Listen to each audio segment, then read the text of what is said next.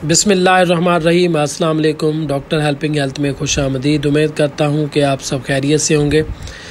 आज मैं आपके साथ कुछ एक ऐसी इम्पोर्टेंट हेल्थ गाइडलाइन शेयर करने जा रहा हूँ। आजकल हमारे माशरे के अंदर बहुत से दोस्त अहबाब ऐसे मौजूद हैं जो दवाई को एक नॉर्मल सी चीज़ समझकर इस्तेमाल कर लेते हैं। बहुत सी कुछ गलतियां हैं जो हम करते हैं। नंबर 1 क्या करते हैं, अगर हमारे खून के अंदर एच पलोरी एक टेस्ट होता है, एक ऐसी बीमारी होती है जो मैदे और छोटी आंत को बहुत ज़्यादा मुतासर करती है। बहुत से लोग एच पलोरी का टेस्ट करवाते हैं। ब्लड टेस्ट के अंदर अगर ये पॉजिटिव आ जाता है तो इसका ये मतलब नहीं है कि आपके मैदे में ज़ख्म है या आपकी छोटी आंत में ज़ख्म है, और इस टेस्ट की बुनियाद पर आप मुख्तलिफ़ किस्म के हैवी किस्म के एंटीबायोटिक डॉक्टर की हिदायत के बगैर इस्तेमाल करते हैं।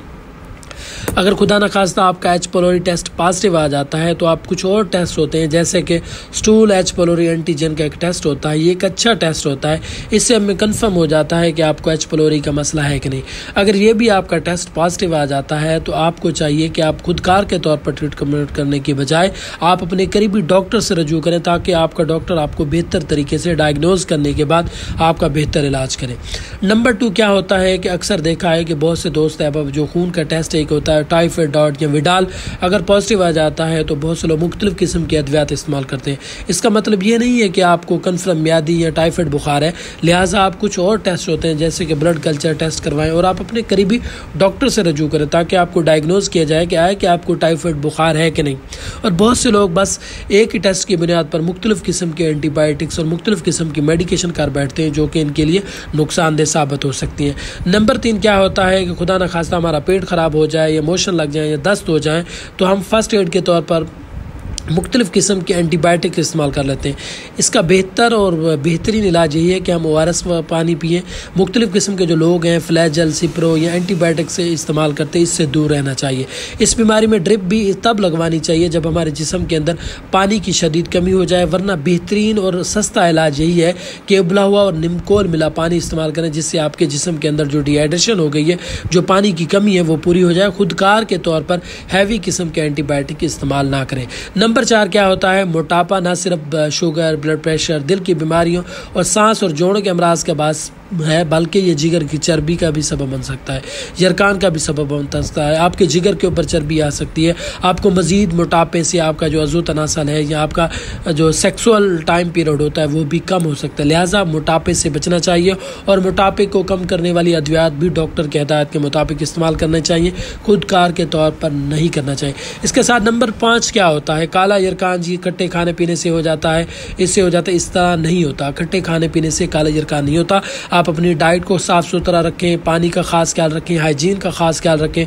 नंबर 6 हाई ब्लड प्रेशर का जो मर्ज़ होता है, बहुत से दोस्त अहबाब जिनका ब्लड प्रेशर ज़्यादा होता है वो फौरी तौर पर मुख्तलिफ़ किस्म के ब्लड प्रेशर कम करने वाली अद्वियात, हैवी किस्म की ब्लड प्रेशर कम करने वाली अद्वियात जैसे कि जोडब, अम्लोडिपिन वगैरह या नार्वसिक वगैरह या कैपोटीन का इस्तेमाल डॉक्टर की हिदायत के बगैर इस्तेमाल कर सकते हैं। ऐसा नहीं करना चाहिए। ब्लड प्रेशर के मर्ज़ में नमक और चावल बंद नहीं है, ताहम खाने में नमक की मिकदार को कम करना चाहिए। बहुत से लोग ये कहते हैं जी ब्लड प्रेशर का जो मर्ज़ है सिर्फ चावल या नमक खाने से होता है, ऐसा नहीं। और ब्लड प्रेशर को मेंटेन करने के लिए खुदकार के तौर पर मेडिसिन इस्तेमाल नहीं करना चाहिए।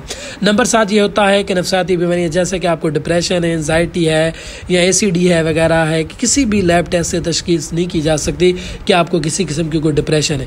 ये भी एक किस्म की बीमारियाँ हैं जो कि नफसियाती बीमारियाँ हैं, लिहाजा नफसियाती मसाइल का भी बर वक्त इलाज करवाना चाहिए और ना ही अपनी मर्ज़ी से कोई एंटी डिप्रेशन अद्वियात लेनी चाहिए। बहुत से दोस्त अहबाब ऐसे हैं जो कि अपनी मर्ज़ी से एंटी डिप्रेशन अद्वियात लेते हैं, जी मेरा कज़न या फ़लाँ ये इस्तेमाल कर रहा तो आप भी करें, ऐसा करने से गुरेज करना चाहिए।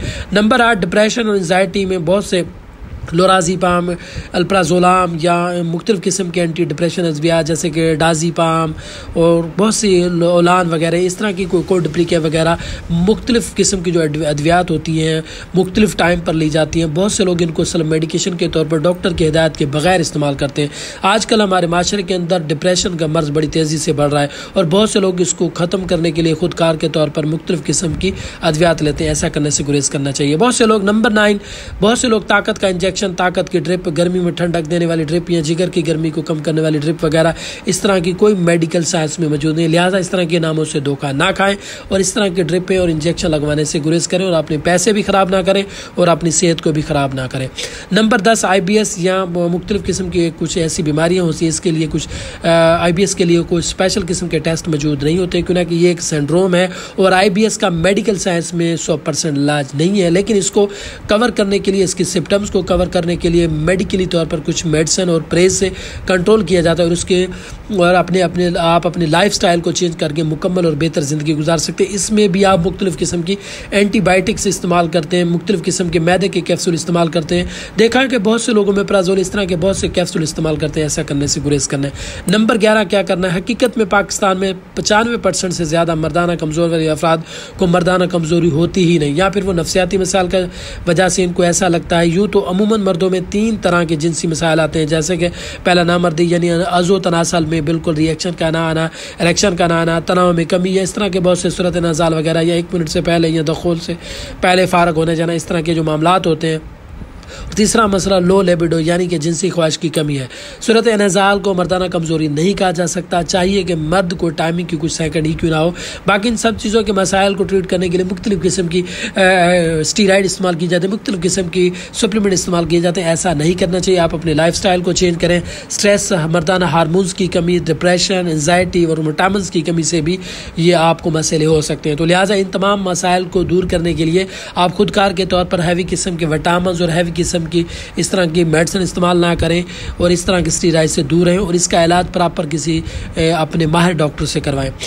तो बहुत सी ऐसी चीज़ें हैं जो कि आज के हमारे माशरे के अंदर हो रही हैं। लिहाजा इस तरह की तमाम चीज़ों से बचें। सेल्फ मेडिकेशन के तौर पर अद्वियात को इस्तेमाल करने से गुरेज करें। आजकल हमारे माशरे के अंदर बहुत से ऐसे एंटीबायोटिक हैं जो रजिस्टर्ड हो रहे हैं, जिसकी बड़ी वजह यही है कि हम लोग डॉक्टर की हिदायत के बगैर मुख्तलिफ़ किस्म के अद्वियात इस्तेमाल करते हैं। बगैर इल्म के किसी को मशवरा देना सख्त गुनाह भी है। लिहाजा बीमारी दवाओं के इस्तेमाल, खाने पीने के परहेज़ के मुताल्लिक़ बग़ैर इल्म के मशवरे देकर अपनी आखिरत और मरीज़ की सेहत बर्बाद ना करें।